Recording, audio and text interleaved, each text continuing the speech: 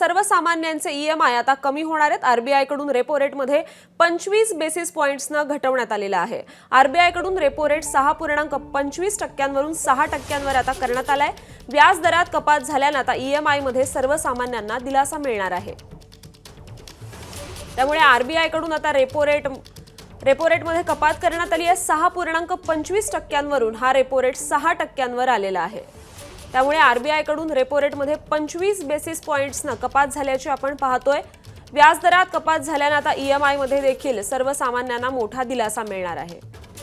आणि या संदर्भात अधिक माहिती देत आहेत आपले प्रतिनिधी अभिषेक मुठाळ। अभिषेक, आरबीआय कडून आता पतधोरण जाहीर करण्यात आले आणि कुठेतरी सर्वसामान्यांना दिलासा देणारी गोष्ट यात आपल्याला पाहायला मिळते। आणखी काय माहिती देता येईल? नक्कीच यामध्ये जर का पाहायचं तर आपण पाहिलं की या अगोदरच्या बैठकीमध्ये देखील आपल्याला 25 बेसिस पॉईंटनं आरबीआयनं रेपो रेट मध्ये कपात केलेली होती आणि तशाच प्रकारचा स्टान्स हा या बैठकीमध्ये देखील आपल्याला पाहायला मिळालेला आहे। यंदाच्या पतधोरण समितीच्या बैठकीमध्ये आरबीआय कडनं रेपो रेट मध्ये 25 बेसिस पॉईंट हा घटवण्यात आलेला आहे। त्यामुळे जो रेपो रेट आहे तो 6.25%वरनं 6%वर आलेला आहे आणि त्यामुळे एकूणच सर्वसामान्यांना हा मोठा दिलासा म्हणावा लागणार आहे।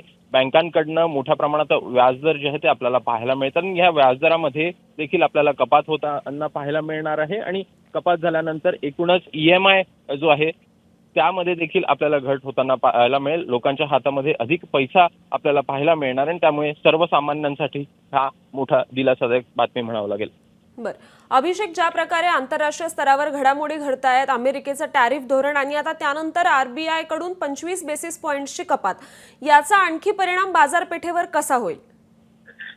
सध्या जर का पाहिलं तर आरबीआय कडनं स्पष्ट करण्यात आलेलं आहे की जो महागाईचं लक्ष आरबीआयचं होतं ते 4% होतं आणि 4%पेक्षा कमी आपल्याला सध्याला महागाई दर हा पाहायला मिळतो आहे। एकूणच महागाई दर कमी आहे, सोबत ग्रोथ रेट जो आहे, विकास दर जो आहे तो देखील आपल्याला चांगला ठेवायचा आहे। सध्या जर का पाहायचं तर मागच्या जी बैठक झालेली होती तेव्हा आरबीआय कडनं स्पष्ट करण्यात आलेलं होतं की आर्थिक विकास दर हा 6.60% यंदाच्या आर्थिक वर्षामध्ये राहील आणि त्यामुळेच तो ग्रोथ रेट देखील आपल्याला कॉन्स्टंट ठेवायचा आहे। सोबतच महागाई दर देखील नियंत्रणात ठेवायचा आहे। दोन्ही सध्याला नियंत्रणात असल्यामुळं एकूणच रेपो रेट हा कमी करण्यात आलेला आपल्याला पाहायला मिळतो आहे।